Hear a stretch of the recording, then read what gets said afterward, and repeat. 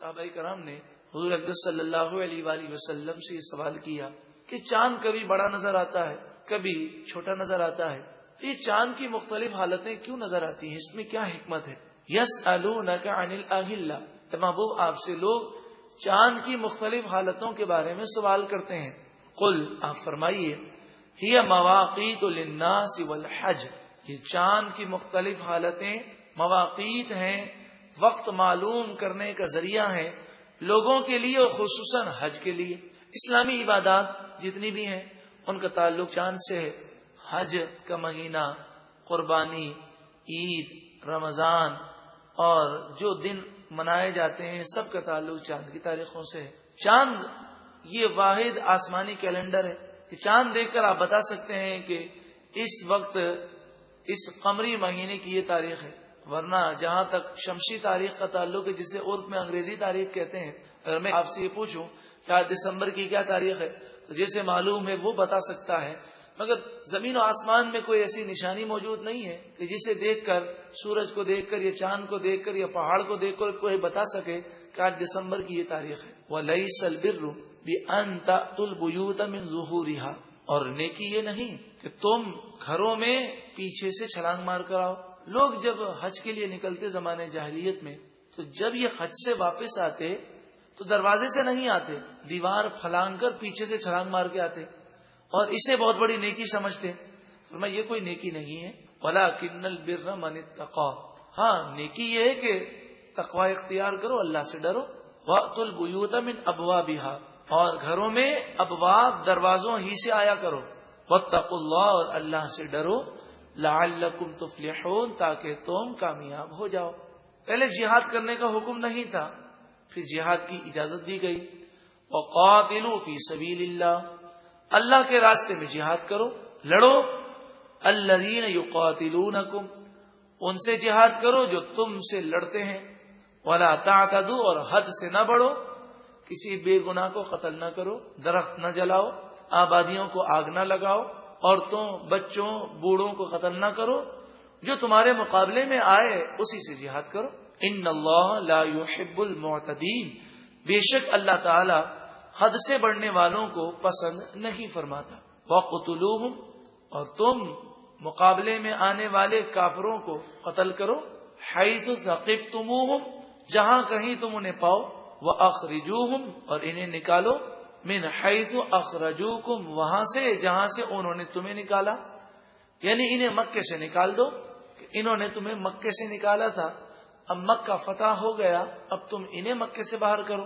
والفتنة اشد من القتل، اور فتنہ کرنا یہ قتل سے زیادہ بدتر ہے۔ ولا تقاتلوهم عند المسجد الحرام، اور تم قتل نہ کرو ان کافروں کو مسجد حرام کے قریب، حتی یقاتلوکم فیہ، یہاں تک کہ وہ تم سے جھگڑا کریں اس میں، تو اگر وہ تم پر حملہ کریں حرم شریف میں تو تم مقابلہ کرو، اور بغیر حملے کے تم ان پر حملہ نہ کرو۔ یہ بھی ابتدائی حکم ہے، پھر بعد میں یہ اجازت دے دی گئی کہ جہاں بھی کافر سے مقابلہ ہو تو تمہیں اس کافر کا مقابلہ کرنا ہے، چاہے حرم شریف ہو چاہے وہ حرم شریف سے باہر ہو۔ فَإِن قَاتَلُوكُمْ، پس اگر وہ لڑیں تم سے، فَقْتُلُوهُمْ، پس تم انہیں قتل کر دو۔ كَذَلِكَ جَزَاءُ الْكَافِرِينَ، یہی کافروں کی سزا ہے۔ فَإِنِ انْتَهَوْا، پس اگر وہ توبہ کر لیں، فَإِنَّ اللَّهَ غَفُورٌ رَحِيمٌ، پس بے شک اللہ تعالی بخشنے والا مہربان ہے۔ وَقَاتِلُوهُمْ، ان کافروں سے جہاد کرتے رہو، حَتَّى لَا تَكُونَ فِتْنَةٌ، یہاں تک کہ فتنہ ختم ہو جائے، وَيَكُونَ الدِّينُ لِلَّهِ، اور دین اللہ کا قائم و دائم ہو جائے، اس وقت تک جہاد جاری رہے گا۔ فَإِنِ انْتَهَوْا، بس اگر وہ توبہ کر لیں، فَلَا عُدْوَانَ إِلَّا عَلَى الظَّالِمِينَ، پھر ان پر زیادتی نہ کرنا، إِلَّا عَلَى الظَّالِمِينَ، مگر جو پھر ظلم کرے اور اسلام کو نقصان پہنچائے تو ان سے جہاد کرو۔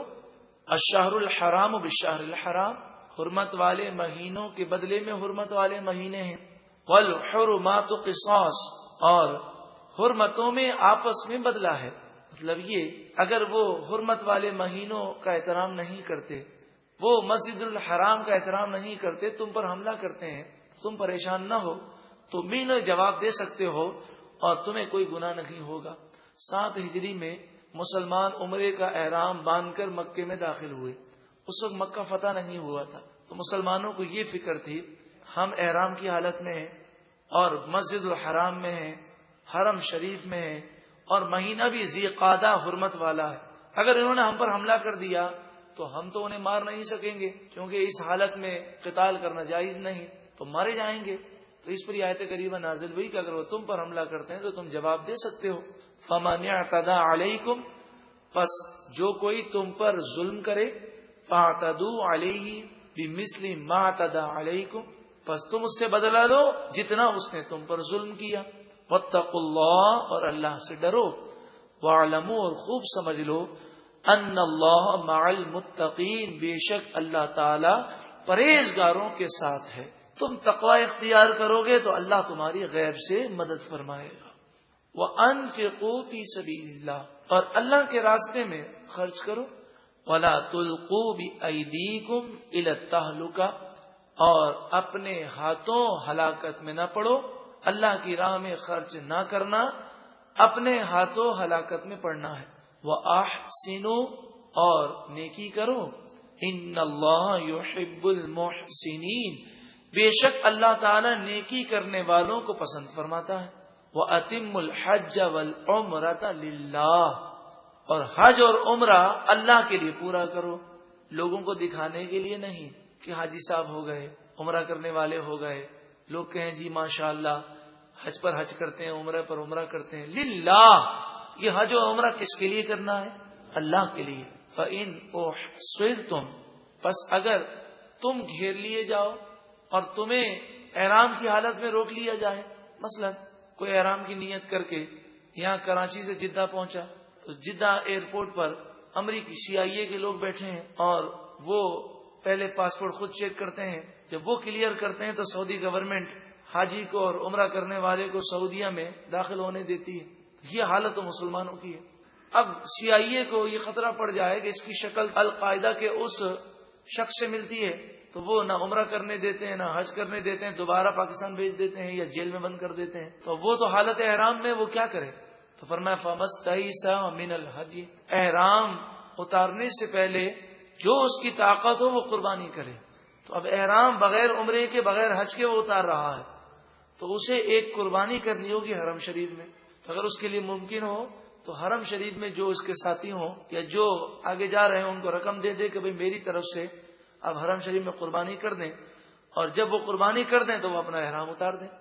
اور اگر کوئی ایسا پھنس جائے کہ اس کی بھی طاقت نہ ہو تو پھر شریعت نے دوسری آسانیاں اسے عطا فرمائی۔ وَلَا تَحْلِقُوا رُؤُوسَكُمْ، اور اس وقت تک اپنے سر نہ منڈواؤ، احرام نہ اتارو، حَتَّى يَبْلُغَ الْهَدْيُ مَحِلَّهُ، یہاں تک کہ قربانی اپنی جگہ نہ پہنچ جائے۔ جب تک قربانی ذبح نہ ہو جائے تمہیں احرام نہیں اتارنا، کیونکہ تم نے نہ عمرہ کیا ہے نہ حج کیا ہے۔ احرام تو باندھا تھا عمرے یا حج کا۔ فمن کان منکم مریضا، اب سوال یہ ہے کہ جب سر نہ منڈوائیں اور سر میں تکلیف ہو سکتا ہے 1 مہینے میں قربانی ہو سکتا ہے 4 مہینے لگ جائیں، تو اس وقت تک اگر سر نہ منڈائیں بڑی تکلیف ہے تو کیا کریں؟ فمن کان منکم مریضا، اور جو تم میں سے بیمار ہو، او به اذى من رأسه، یا اس کے سر میں تکلیف ہو اور قربانی ابھی اس کی حرم شریف نہیں پہنچی یا حرم شریف میں اس کی طرف سے دم ادا نہیں کیا گیا اور احرام اتارنے کی اجازت نہیں، وہ کیا کرے؟ فرمایا وہ سر منڈوا لے۔ مجبوری میں سر وہ منڈوا سکتا ہے لیکن اسے اس کا کفارہ دینا ہوگا۔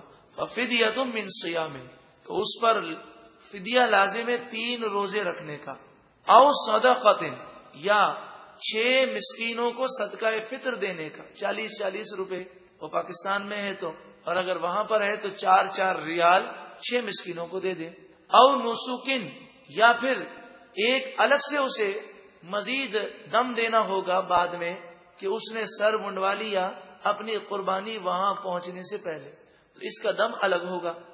فَإِذَا أَمِنْتُمْ، پس جب تم امن سے ہو، فَمَنْ تَمَتَّعَ بِالْعُمْرَةِ إِلَى الْحَجِّ، اور جو حج تمتع کرے تو اس کے لیے جائز ہے، لیکن فَمَسْتَيْسَرَ مِنَ الْهَدْيِ، تو اسے طاقت کے مطابق قربانی کرنی ہوگی 1 قربانی۔ حج تمتع میں 1 قربانی ہے اور حج قران میں 2 قربانیاں ہیں۔ حج تمتع کے یہ معنی ہے یہاں سے عمرے کی نیت سے نکلے، عمرہ کر کے احرام اتار دیا، اور پھر جب حج کا سیزن آیا 8 ذی الحجہ یا 7 ذی الحجہ کو پھر حج کا احرام باندھا، اسے کیا کہتے ہیں؟ حج تمتع۔ عمرے کی نیت سے جائیں گے، عمرہ کر کے احرام کھول دیں گے سر منڈوا کر، اور پھر حج کا احرام 7 ذی الحجہ کو الگ باندھیں گے، اسے حج تمتع کہتے ہیں۔ اس میں ایک قربانی کرنی ہوگی۔ اور حج قران کا مطلب یہ ہے کہ مثلا آخر دنوں میں فلائٹ ہو، کسی کی 3-4 دن پہلے فلائٹ ہو، تو وہ حج اور عمرے دونوں کی ایک ساتھ نیت کرے، اور عمرہ کرنے کے بعد سر نہ منڈوائے، احرام نہ اتارے، اسی احرام سے حج کرے، تو اس پر 2 قربانیاں لازم ہیں۔ فمن لم یجد، اب جس نے حج تمتع کیا اور قربانی کرنے کی طاقت نہیں، فصیام 3 ایام فی الحج، تو اس پر لازم ہے کہ حج کے دنوں میں 3 روزے رکھے۔ 10 ذی الحجہ سے پہلے اسے 3 روزے رکھنے ہیں۔ 7، 8، 9 کو رکھنا افضل ہے، یا اس سے پہلے رکھ لے۔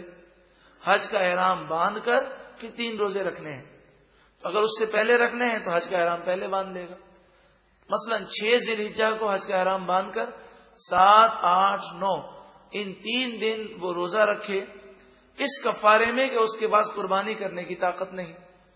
وہ 7 اور 7 روزے رکھنے ہیں الگ، اذا رجعتم، جب وہ لوٹ جائے اپنے گھر، تلک عشرۃ کاملہ، یہ پورے 10 روزے ہوئے۔